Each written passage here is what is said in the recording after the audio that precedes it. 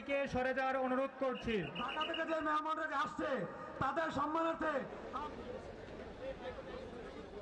দীর্ঘ সময়ে যে সরকার ছিল তাদের সাথে জনগণের ম্যান্ডেট না থাকায় তারা ছিল একটি নতজানু সরকার।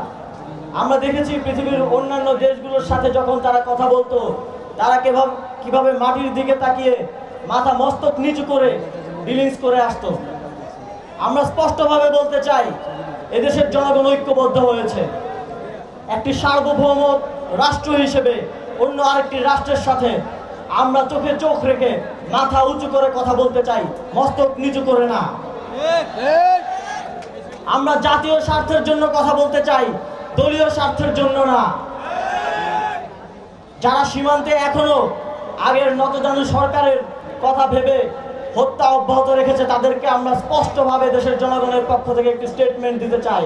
এতদিন ভারত এদেশে শুধু একটি সরকার, একটি দলের সাথে কথা বলতো, সেটি হচ্ছে আওয়ামী লীগ। এখন আর সেই সুযোগ নেই। এখন কথা বলতে হবে দেশের জনগণের সাথে।